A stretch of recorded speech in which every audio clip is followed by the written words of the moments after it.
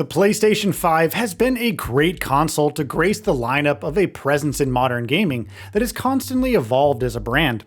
And while it has had its problems over the past 5 years, it has established itself as a solid console with excellent features and performance.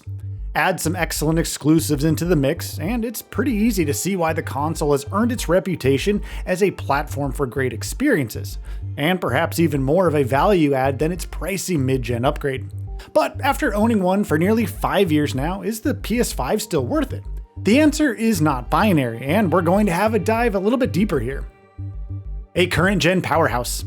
As far as the promise of a console that can deliver astounding resolutions or buttery smooth frame rates goes, the PS5 continues to deliver, with many of 2025's greatest experiences looking amazing on the console in their quality modes or running like charms in their performance modes.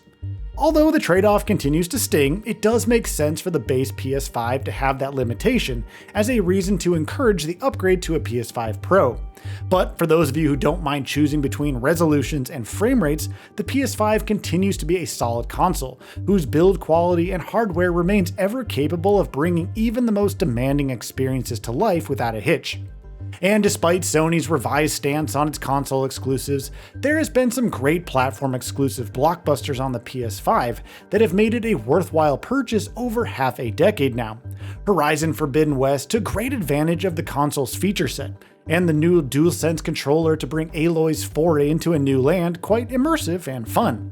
We watched in awe as a meaner, more menacing version of a Thunderjaw prowled the plane in front of us, while the new mechanics in the game had us pausing to take a photo more often than we'd have liked to thanks to a story that resolves some plot threads while raising up others. The Decima engine really came to life on this one, and Guerrilla's first-party relationship with Sony did wonders for the franchise's second title, and the remastered version of the first one that eventually came along. But Aloy was not the only poster child in the PS5's lineup of exclusives.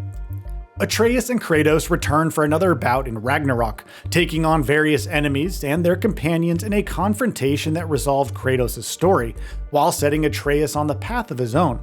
It was an excellent chapter to its protagonists' respective arcs, while its exploration and combat remained among the best on offer. Marvel's Spider-Man 2 was another great showcase of the PS5's power, with set pieces that really showed off what the console could do.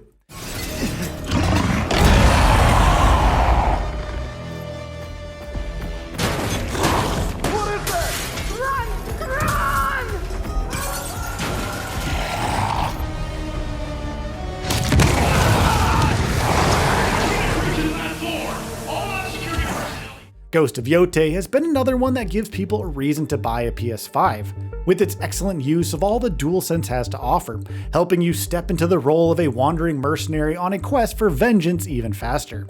And then there was Death Stranding 2. Kojima's latest masterpiece might have begun to push the PS5 to its limits, and did so with style. The very first moments of the game showcased its visual splendor, while meaningful changes to the Strand franchise's core gameplay loop helped expand the size and scope of Kojima's vision, and present an experience that is simply astounding. Of course, many of these games came with enhancements for the PS5 Pro, but the mid-gen upgrade's prohibitive price makes the PS5 more than a viable option for players out there who may not want to stretch their budgets beyond a certain limit. While we're quite partial to performance modes in our games, thanks to 60 FPS being high on our priorities, quality modes do bring a lot to like in most games, and the choice to switch is always going to work well with the console's blindingly fast load times. Now, as far as its exclusives go, the PS5 has done well. It's even done well to bring in exclusives from other platforms, with Hi-Fi Rush, Forza Horizon 5, Gears of War, and Hellblade 2: Senua's Saga being notable instances of developers choosing to bring their best titles to the PlayStation platform. It's even done well on the multiplayer front, having Elden Ring Night Rain, Where Winds Meet, and so many other titles to choose from. Also, the support from third parties has basically remained as strong as ever, and they have even managed to bag a few timed exclusives, such as Silent Hill 2 and Helldivers 2 along the way. But it hasn't all been great for the console, of course, and Sony has faced down problems both in and out of its control over the past 5 years. Has the Japanese giant managed to recover well enough and sustain the PS5's value additions? Well, let's find out. Challenges both within and without. The earliest obstacle the PS5 had to overcome was, of course, the giant one placed between Sony and its potential customers thanks to the pandemic. With supply chains thrown into chaos, the PS5 couldn't get into its players' hands fast enough, while scalpers thrived in the chaos, unfortunately. Sony did manage to get back up from that initial setback quite well, but the PS5 began to flex its muscles. Of course, there was the disastrous launch of Cyberpunk 2077 and the numerous complaints of Assassin's Creed Valhalla going cross-gen, but those were factors outside of Sony's control. However, the same can't be said for the disappearance of Bluepoint Games after an excellent remake of Demon's Souls, which was quite the console-exclusive launch title for the PS5.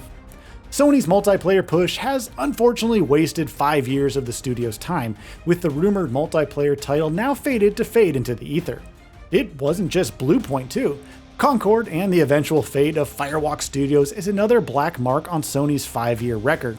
The PS5's multiplayer potential continues to rely on third-party developers for the moment, despite its 2022 acquisition of Bungie.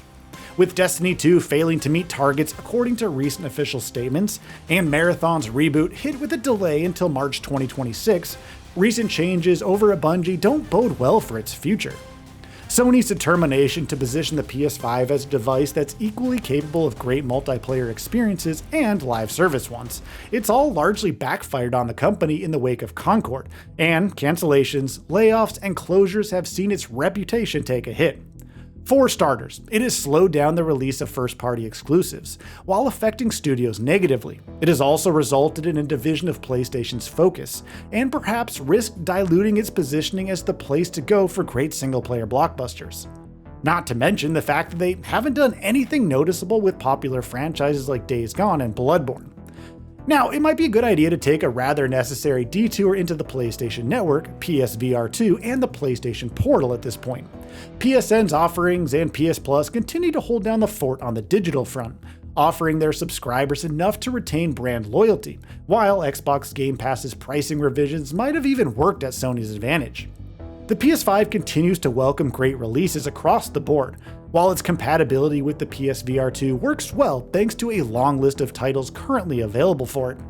Along with the PlayStation Portal and its recent update allowing PS Plus premium users to stream games from their own libraries, the PS5 is an excellent centerpiece in a gaming ecosystem that continues to offer a lot of value. The DualSense Elite and the Pulse headsets round things out quite well too.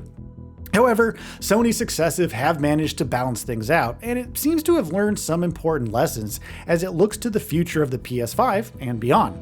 But what will the next year look like for the PS5? I'm just fixing some leaks. Seriously, dude, you got some time on your hands. I got some properties with paying tenants. Oh, that's why you came by? The PS5's next chapter. We must acknowledge the fact that the PS5 is currently in the middle of its life cycle. With rumors of the PS6 already beginning to make their rounds, which is crazy, we can't help but wonder what the next year is going to look like for the console. Well, that's good news on that front. Most of the next year's great titles are already on the PS5, while it does have a few great exclusives that are basically lined up for it. There's Housemarque's Saros, which is shaping up to put some new and interesting twists on Returnal's gameplay loop. There's also Marathon, but considering how Sony's latest position on that one seems to sort of err on the side of caution, that honestly could go either way. There's also Intergalactic, a brand new IP from Naughty Dog that could very well see the PS5 be the port of call for the first of this brand new adventure that carries over into the platform's future. However, we are not sure whether that will be released next year. And of course, there is the long-awaited adventure with Wolverine on the cards and a title from Insomniac that could see a lot of Marvel fans flocking to Sony's doors when that one is available to play. It's looking good for PS5 owners out there, and with the console holding up quite well under the strain of 2025's latest releases, this powerhouse continues to be among Sony's biggest wins in the recent half-decade, and has perhaps even carried the company through some tough times. Not to mention the fact that it has sold over 84 million units at the time of writing this very feature. It's going to be interesting to see what the future brings to the table, but until then, the PS5 still retains its place of honor among the current generation of consoles. And with that, we reach the end of this video. Have anything to say? Let us know in the comments below. Also, we upload new videos every single day on Gaming Bolt, so please consider subscribing as it really helps us out. Thanks for watching.